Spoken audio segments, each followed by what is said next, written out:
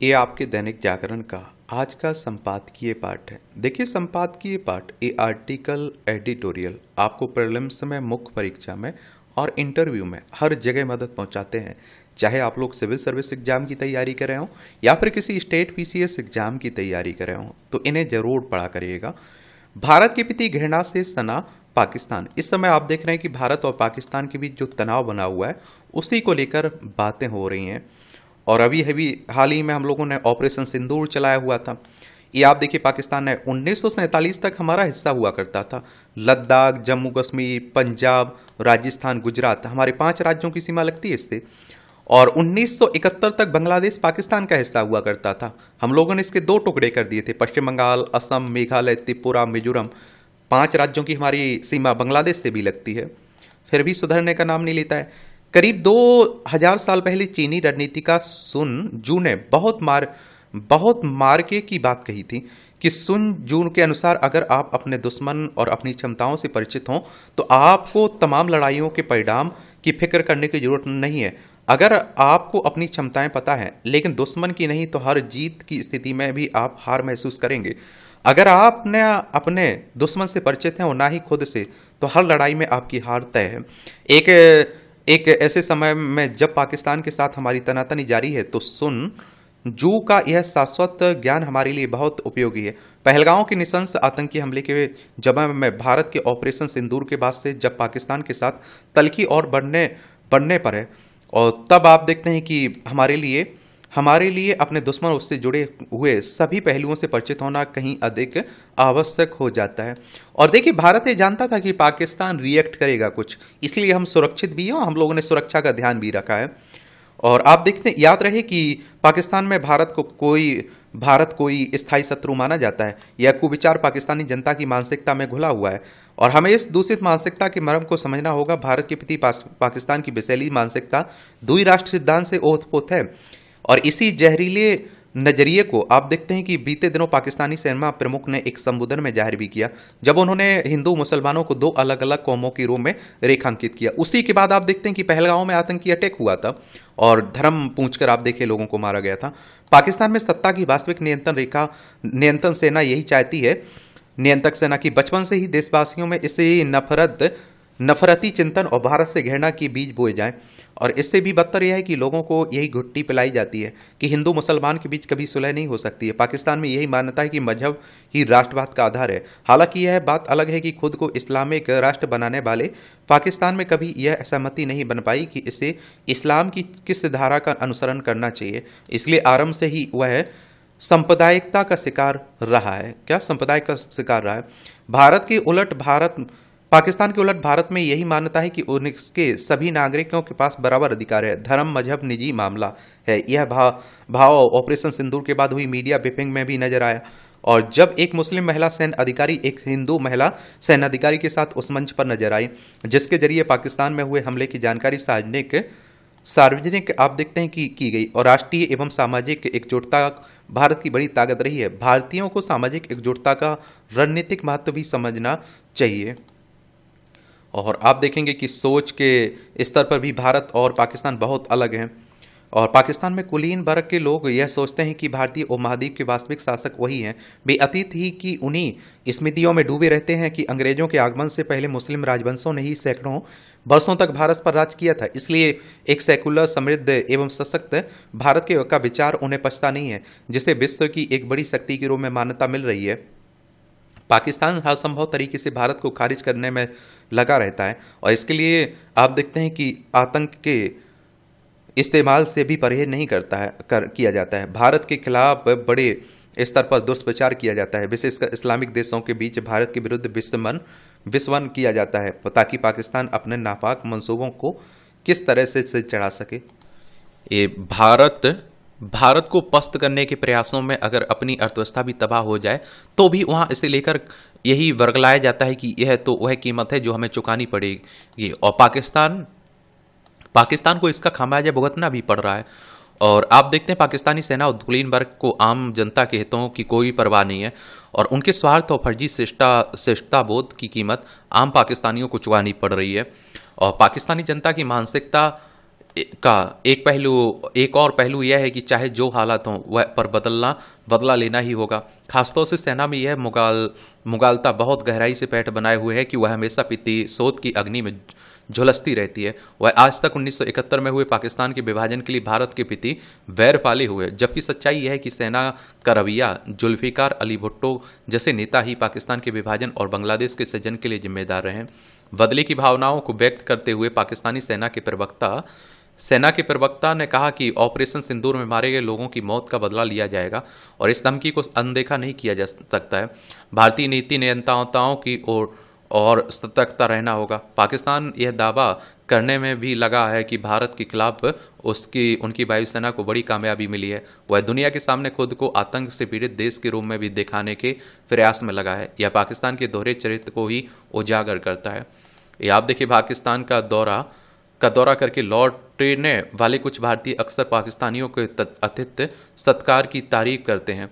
कुछ पाकिस्तानियों से भारतीयों की घनिष्ठ मित्रता भी हो सकती है। कुछ पाकिस्तानी भारत के बारे में अच्छी भावनाएं रखते हैं, लेकिन इससे भारत के प्रति उनके देश या सेना के रवैये पर कोई असर नहीं पड़ने वाला है। यह भी एक तथ्य है कि पाकिस्तानी विशेषकर सेना भारत को सेकुलर नहीं बल्कि हिंदू राष्ट्र के रूप में देखती है और हिंदुओं के प्रति उनके पूर्वाग्रह हमेशा से जाहिर रहे हैं। इसे भी अनदेखा नहीं किया जा सकता है कि आज पाकिस्तान में नाम मात्र के हिंदू बचे हुए हैं और कहते हैं कि या तो उनका धर्म परिवर्तन करवा दिया गया, या उन्हें मार दिया गया, या उन्हें देश छोड़ने पर मजबूर किया गया। इसलिए हिंदुओं की परंपरा से उनका कोई सरोकार नहीं बचा है। इससे पूर्वाग्रहों को और खाद पानी मिलता है और इसलिए अक्सर पाकिस्तानी दुष्प्रचार में हिंदू विरोधी भावनाएं मुखरित होती हैं और हिंदुओं का उपहास उड़ाया जाता है। यह पाकिस्तानी जनता की मानसिकता के कुछ खास पहलू हैं जिनकी अनदेखी नहीं की जानी चाहिए।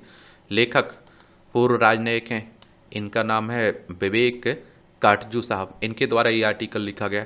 आप लोग क्या सोचते हैं? अपनी राय आप लोग जरूर बताइएगा।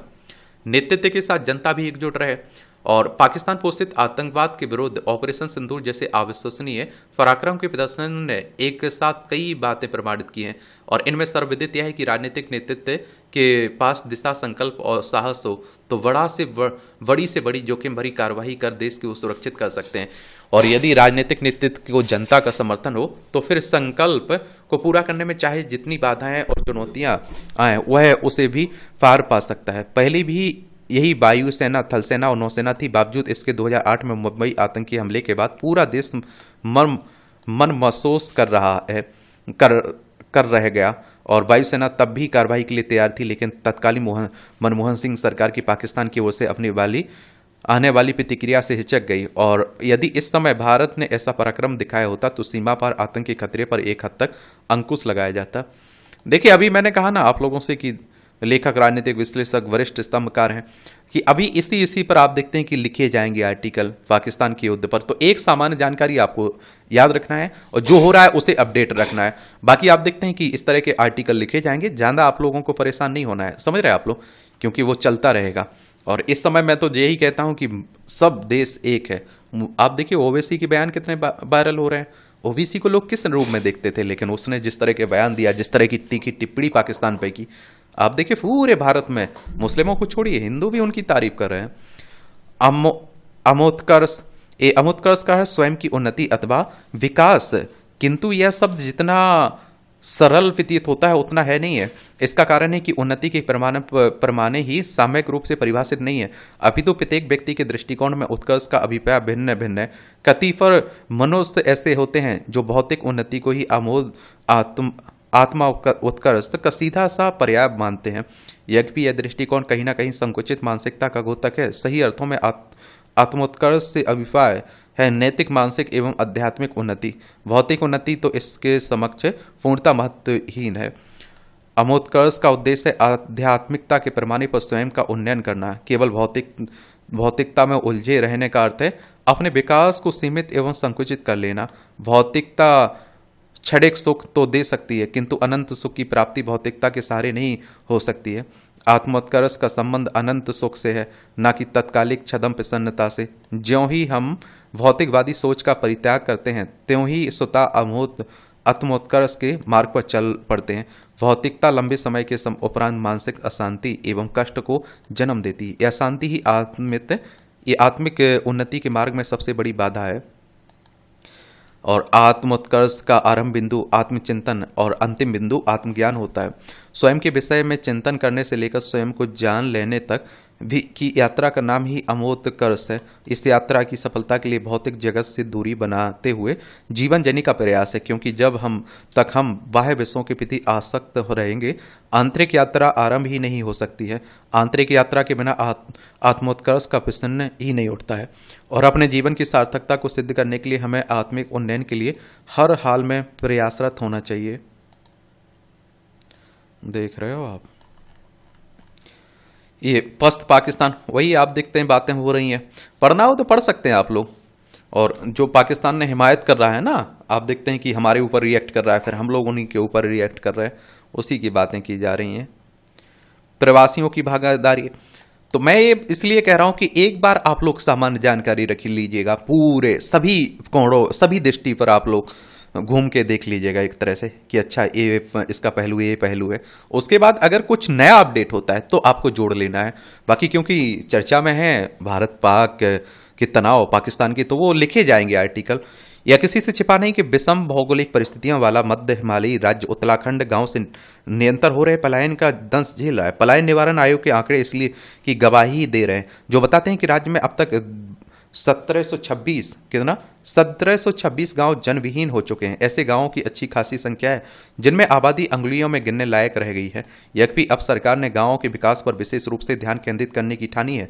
इसके साथ ही पूर्व में पलायन कर गए लोगों को घर वापसी के लिए प्रोत्साहित किया जा रहा है। यह नहीं, उनके जड़ों से जोड़कर राज्य के विकास में उनकी भागीदारी सुनिश्चित करने की दिशा में कदम उठाए गए। इस सिलसिले में आप देखिए, राज्य में गठित उत्तराखंड प्रवासी परिषद देश विदेश में रहे उन प्रवासियों से संपर्क में जुटी है और जिन्होंने विभिन्न क्षेत्रों में पहचान कायम की है। अभी तक परिषद 22 देशों में रह रहे हैं ऐसे 250 प्रवासियों के संपर्क में है।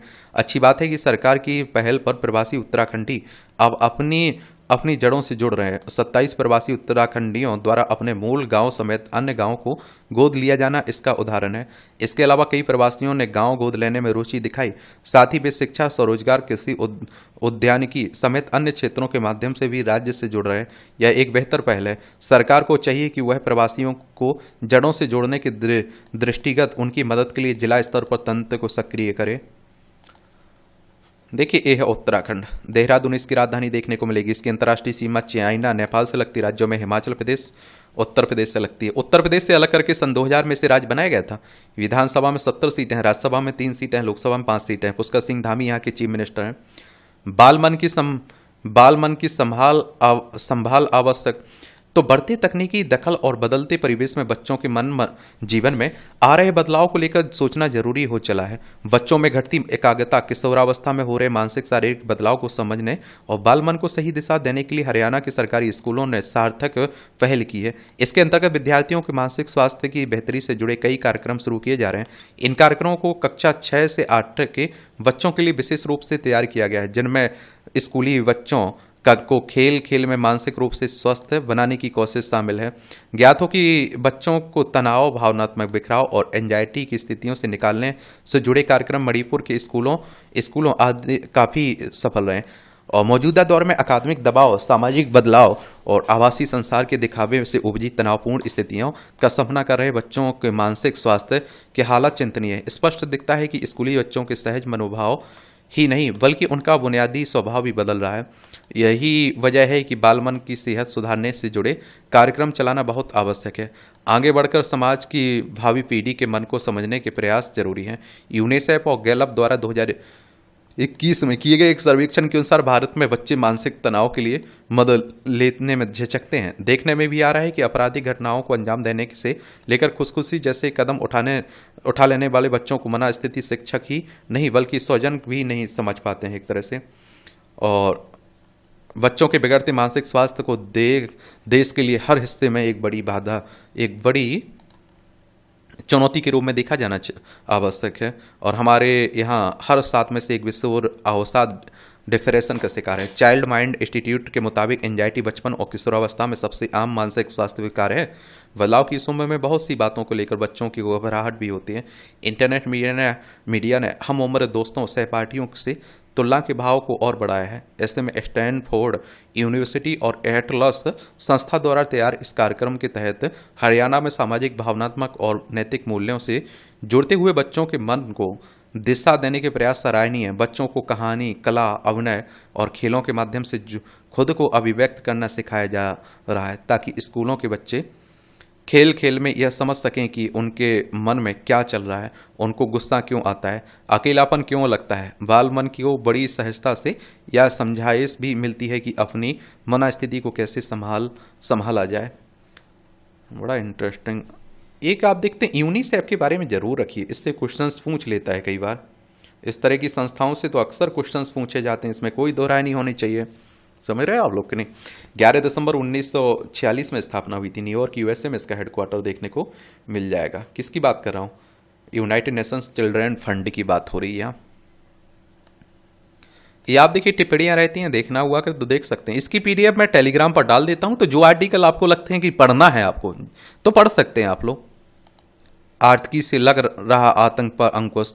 भारत ने अंततः पाकिस्तान के कई आतंकी ठिकानों को नेस्तनाबूद कर दिया। विश्व के लगभग समस्त देशों ने भारत के इस कदम का समर्थन किया, क्योंकि आतंकियों ने अपने देश के नागरिकों की रक्षा करना हमारी सरकार का प्रथम कर्तव्य है आतंकियों से। और यह भी सत्य है कि भारत को पाकिस्तान स्थित आतंकी ठिकानों पर हमला करने का साहस भारतीय नागरिकों की एकजुटता से ही मिला है। अच्छी बात है। और भारत की निरंतर मजबूती हो रही आर्थिक स्थिति से भी ये आप देखते हैं कि केंद्र सरकार को आतंकियों पर निर्णायक प्रहार करने का कठोर निर्णय बल मिला एक तरह से। चलिए अच्छी बात है, आप देखेंगे। और ये आप देख लीजिए, इस आर्टिकल को भी पढ़ लेते हैं, देख लेते हैं कुछ आंकड़े आपके काम के लायक। इसमें 6-7 मई की रात को भारत ने पाकिस्तान स्थित कई आतंकी ठिकानों को निशाना नष्ट कर दिया। उसके बाद भी भारत की ओर से आतंकियों के खिलाफ अड्डों को नष्ट करने के लिए कार्रवाई निरंतर जारी है। यद्यपि भारत अभी हम लोगों ने ऑपरेशन रोका नहीं है, यद्यपि भारत का राजनीतिक परिदृश्य अभी काफ़ी मजबूत और तत्काल निर्णय लेने के साथ ही उसे क्रियान्वित करने की दिशा में मजबूती से आगे बढ़ रहा है। फिर भी हम यह समझना होगा कि इसके पीछे आर्थिक मजबूती भी एक बड़ा कारण है। कहीं ना कहीं हमारी आर्थिकी मजबूती एक ऐसा फैक्टर है जो सरकार को इस दिशा में निर्णय लेने में सक्षम बना रहा है। और उल्लेखनीय है कि भारतीय अर्थव्यवस्था आज विश्व की बड़ी अर्थव्यवस्थाओं में के बीच सबसे तेज गति से बढ़ती अर्थव्यवस्था है। भारत ने आप देखें पिछले एक दशक के दौरान वित्तीय क्षेत्र में कई सुधार कार्यक्रम को लागू किया है। उसका परिणाम स्पष्ट रूप से भारतीय अर्थव्यवस्था पर दिखाई देने लगा है। अप्रैल 2025 में वस्तु एवं सेवा कर का संग्रहण नित्य नई ऊंचाइयां छूते हुए 2.37 लाख करोड़ रुपए के उच्चतम स्तर पर पहुंच गया है। यह देश के नागरिकों द्वारा परोक्ष करों के नियमों का अनुपालन करने के चलते संभव हो पा रहा है। अप्रैल 2025 में फैक्ट्री उत्पादन के मामले में पिछले 10 माह के उच्चतम स्तर पर को पार कर गया। आज अंतर्राष्ट्रीय बाजार में भारतीय रुपये की कीमत डॉलर की तुलना में तेजी से बढ़ती जा रही है। यह अपने पिछले 7 माह के उच्चतम स्तर पर पहुंच गई है। सरकारी उपक्रमों की लाभप्रदता में भी भारी सुधार देखने में आ रहा है। विदेशी मुद्रा भंडार 1991 में विदेशी मुद्रा भंडार के मामले में भारत भयावह स्थिति में पहुंच गया था तथा उस समय भारत के पास केवल 15 दिवस के आयात के बराबर ही विदेशी मुद्रा भंडार बच गया था और भारत को अपने स्वर्ण भंडार को ब्रिटेन के बैंकों में गिरवी रखकर विदेशी मुद्रा भंडार की व्यवस्था करनी पड़ी थी। आज स्थिति इसके ठीक विपरीत है। आज भारत के पास लगभग 1 वर्ष के आयात के बराबर ही राशि का विदेशी मुद्रा भंडार मौजूद है और यह 68,813 करोड़ डॉलर के स्तर के ऊपर निकल गया है। और जो आप देखते हैं कि भारत के इतिहास में अब तक आज तक का उच्चतम स्तर के बहुत करीब है। इस प्रकार वित्त वर्ष 2024-25 में भारत से विभिन्न ये आप देखते हैं कि उत्पादों और सेवा क्षेत्र के निर्यात अपने उच्चतम स्तर पर 82,490 करोड़ डॉलर के स्तर पर पहुंच गया है और जिसके चलते भारत के विदेशी मुद्रा भंडार में अतुलनीय सुधार हुआ दिखाई दे रहा है। भारत से विभिन्न देशों को निर्यात में अभी और सुधार होता हुआ दिखाई देगा, क्योंकि भारत ने हाल ही में ब्रिटेन के साथ द्विपक्षीय व्यापार समझौते को अंतिम रूप दे दिया और इससे आप देखिए भारत के सेवा क्षेत्र को अत्यधिक प्रोत्साहन मिलने जा रहा है। ब्रिटेन में भारतीय इंजीनियर एवं डॉक्टर के साथ ही अन्य क्षेत्रों में कार्य करने के लिए भारतीयों की मांग में वृद्धि दृष्टिगोचर होगी। और अमेरिका के साथ भी भारत का द्विपक्षीय व्यापार समझौता अपने अंतिम चरण में पहुंच गया और आप देखिए यूरोपीय संघ के साथ द्विपक्षीय व्यापार समझौता दिसंबर 2025 तक संपन्न होने की प्रबल संभावना है। इसके बाद भारत से विकसित देशों को निर्यात निश्चित रूप से बढ़ेंगे और इसके चलते बहुत संभव है कि वित्तीय वर्ष 2025-26 में भारत के निर्यात अपने उच्चतम स्तर अर्थात 1 लाख करोड़ डॉलर के स्तर को भी पार कर जाए। यदि ऐसा होता है तो भारत में विदेशी मुद्रा भंडार भी 1 लाख करोड़ डॉलर के स्तर को पार कर सकते हैं, क्योंकि अंतर्राष्ट्रीय बाजार में कच्चे तेल की कीमतें भी कम होती हुई अर्थात लगभग $60 प्रति बैरल स्तर पर होती हुई दिखाई दे रही हैं। और जबकि भारत अपने उपयोग का 80% से अधिक कच्चे तेल का आयात विभिन्न देशों से करता है। साथ ही भारत को स्वर्ण के आयात को भी नियंत्रण में रखना होगा। इससे भारतीय रुपये की कीमत अंतर्राष्ट्रीय बाजार में डॉलर की तुलना में और अधिक मजबूत होगी। और आप देखेंगे अंतर्राष्ट्रीय बाजार में कच्चे तेल की कीमतें में आई कमी और वर्ष 2025 के खरीफ मौसम के दौरान मौसम विभाग द्वारा की गई सामान्य से अधिक मानसून की भविष्यवाणी के कारण खुदरा कृषि क्षेत्र में मुद्रास्फीति की दर मार्च में कम होकर 3.73% के निचले स्तर पर पहुंच गई है। वित्त वर्ष 2013-14 की तुलना में 2024-25 में हमारी अर्थव्यवस्था का आकार दोगुना होकर 4 लाख करोड़ डॉलर से आगे निकल गया है और इससे भारतीय नागरिकों की आय भी लगभग दुगनी हो गई एवं गरीबी रेखा के नीचे जीवन यापन कर रहे नागरिकों की संख्या में भी भारी कमी दर्ज हुई है और इससे देश के नागरिकों में उत्साह का माहौल बना है तथा वे एकजुट होकर केंद्र सरकार के आतंकवाद के विरुद्ध लिए जा रहे निर्णयों का समर्थन करते हुए दिखाई दे रहा है। और इससे आप देखें यह सिद्ध होता है कि भारत की आर्थिक क्षेत्र में मजबूती के चलते केंद्र सरकार को भी आतंकवाद के विरुद्ध कड़े निर्णय लेने में कोई हिचक नहीं हो रही है। भारत की मजबूत हो रही आर्थिक स्थिति के चलते विश्व के अन्य कई देश भी आतंक की लड़ाई में भारत के साथ खड़े नजर आ रहे हैं। आगे आने वाले समय में भारत की आर्थिक स्थिति जितनी अधिक सुदृढ़ होती जाएगी, वैश्विक पटल पर भारत के लिए अन्य देशों का समर्थन और अधिक मजबूत होता जाएगा। फिर उक्त वर्णित परिस्थितियों के बीच भारत को अपनी एवं भारतीय नागरिकों की सुरक्षा व्यवस्था को और अधिक मजबूत करने का अधिकार भी होता है। भारत की आर्थिक स्थिति जितनी अधिक मजबूत होगी, केंद्र सरकार के सुरक्षा संबंधों निर्णय भी उतने ही मजबूत रहेंगे। इसमें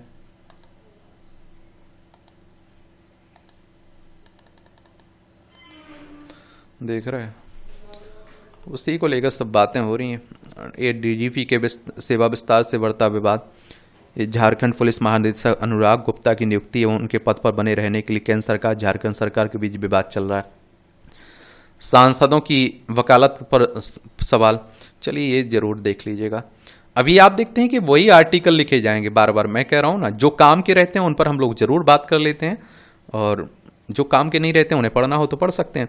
भारतीय लोकतंत्र की नींव 3 स्वतंत्र स्तंभों विधायिका, कार्यपालिका, न्यायपालिका पर टिकी हुई है और इनमें आप देखते हैं कि इनमें से प्रत्येक का अपना कार्य क्षेत्र है। लेकिन जब इन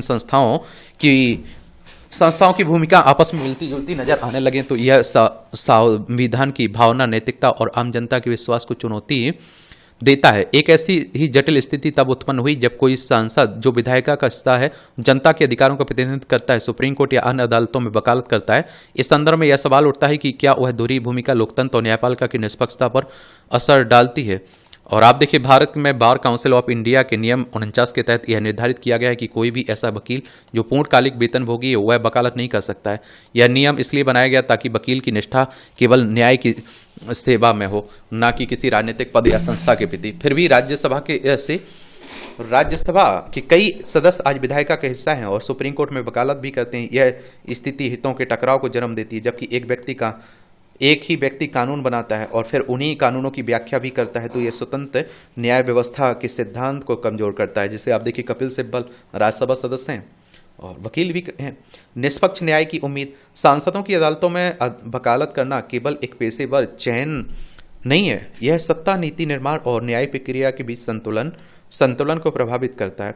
जब सांसद जो संसद में कानून बनाते हैं उन्हीं कानूनों की व्याख्या और बचाव करने के लिए अदालतों में पेश होते हैं, तो यह सवाल उठता है कि क्या इससे न्याय प्रक्रिया पर प्रभाव पड़ता है। क्या आम नागरिक न्यायालय में निष्पक्ष न्याय की उम्मीद कर सकता है। और जब एक सांसद एक मशहूर वकील के रूप में उसके समक्ष अदालत में पेश हो, तकनीकी दृष्टि से यह तर्क दिया जा सकता है कि सांसद वेतनभोगी कर्मचारी नहीं है, क्योंकि उनका कार्य पूर्णकालिक अनुबंध के तहत नहीं होता है। क्या यह केवल कानूनी क्षेत्रान्वेषण नहीं है। क्या नैतिकता, पारदर्शिता और जन विश्वास इन तकनीकी व्याख्याओं से बड़े नहीं होने चाहिए। और आप देखिए सत्ता की राजनीति, तो आप देखेंगे जब एक सांसद अदालत में सरकार के पक्ष या फिर आप देखते हैं कि विपक्ष में खड़ा होता है, तो स्वाभाविक सवाल उठता है कि क्या उसका प्रभाव फैसलों पर पड़ सकता है। इससे न्याय प्रक्रिया आम आदमी के लिए और जटिल हो जाती है। और आप देखते हैं कि क्या इस संदर्भ में सत्ता सत्ता की राजनीति भी गहरी भूमिका निभाती है। कई बार सांसदों की वकालत केवल पेशेवर गतिविधि नहीं रहती, बल्कि यह कानूनी शक्ति का एक साधन बन जाती है, जिसका उपयोग राजनीतिक दबाव बनाने के लिए किया जाता है। ऐसे में न्याय प्रणाली पर सत्ता का प्रभाव और मजबूत हो जाता है, और जिससे कमजोर वर्गों और आम नागरिकों के लिए न्याय मिलना कठिन हो जाता है। इस मुद्दे की गहराई को समझने के लिए कुछ महत्वपूर्ण मामलों पर ध्यान देना जरूरी है। केंद्रीय कानून मंत्री रहते हुए एक सांसद ने वोडाफोन टैक्स विवादों, सहारा जैसे कॉरपोरेट मामलों में वकालत की थी, जिसमें उनकी निष्पक्षता पर सवाल उठे थे। अयोध्या विवाद में सुप्रीम कोर्ट से सुनवाई टालने की उन्होंने याचिका दायर की थी। इसी तरह कांग्रेस के एक वरिष्ठ नेता और राज्यसभा सदस्य ने न केवल निजी और संवेदनशील मामलों में वकालत की, बल्कि बंगाल सरकार की ओर से शारदा चिटफंड घोटाले में सीबीआई जांच का विरोध भी किया था। सीबीआई ने सेंट्रल ब्यूरो ऑफ इन्वेस्टिगेशन की बात हो रही है, 1 अप्रैल 1963 में स्थापना हुई थी। नई दिल्ली में हेडक्वार्टर देखने को मिलेगा, और जिससे सत्ता व न्याय के बीच की दूरी और धुंधली हो गई। इसी के प्रकार के मामले में कई अन्य नेताओं से जुड़े हुए हैं। अनुच्छेद 370, राम मंदिर, नागरिकता संशोधन अधिनियम जैसे अति महत्वपूर्ण मामलों में सुप्रीम कोर्ट में दायर याचिकाओं में भी कई वकील सांसदों की भूमिका प्रमुख रही है। कई नेताओं ने इन सभा मामलों को असंवैधानिक करा दिया, न्यायपालिका से हस्तक्षेप की मांग की, जिससे यह धारणा बनी कि विपक्ष न्यायालय का उपयोग सत्ता के फैसलों को पलटने अथवा देश में अराजकता के लिए कर रहा है। भारत का संविधान हम भारत के लोग से शुरू होता है, लेकिन जब न्यायालय में हम की जगह कुछ विशेष अधिकार प्राप्त लोग दिखाई देने लगते हैं, तो यह लोकतंत्र की आत्मा पर आघात करता है। लोकतंत्र की मजबूती के लिए आवश्यक है कि नीति निर्माण, न्यायिक व्याख्या और सत्ता के उपयोग में स्पष्ट विभाजन और पारदर्शिता बनी रहे। बार काउंसिल ऑफ इंडिया, संसद और न्यायपालिका इस मुद्दे पर दिशा निर्देश तय करें, और क्या सांसदों को वकालत की अनुमति दी जानी चाहिए, और यदि हाँ तो किन सीमाओं में। क्या यह प्रथा आम आदमी को न्याय दिलाने की प्रक्रिया को प्रभावित कर रही है। जब तक इनका समाधान नहीं निकलता, तब तक यह मुद्दा लोकतंत्र की आत्मा, सत्ता की नैतिकता और न्याय की निष्पक्षता पर बहस का विषय बना रहेगा। और इस तरह से आप देखेंगे कि आज के संपादकीय पाठ की कहानी कवर होती है। आप लोग पढ़ते रहिए, एंजॉय करते रहिए, और आपका कोई सवाल हुआ करे, सुझाव हुआ करे, तो जरूर बताया करिएगा। और जो एजुकेशन सर्कल प्लेटफॉर्म है ना यूट्यूब पर, वहाँ जनसत्ता का एडिटोरियल वाला पार्ट आता है, बड़ा अच्छा लिखा जा रहा है वो, और बड़ा वहाँ से बहुत सारा आपका मुख्य परीक्षा के लिए, आपका प्रीलिम्स के लिए और आंसर राइटिंग के लिए बहुत कुछ मिल रहा है। तो वहाँ जाकर आप लोग जरूर देखा करिएगा उसे। ठीक है, धन्यवाद।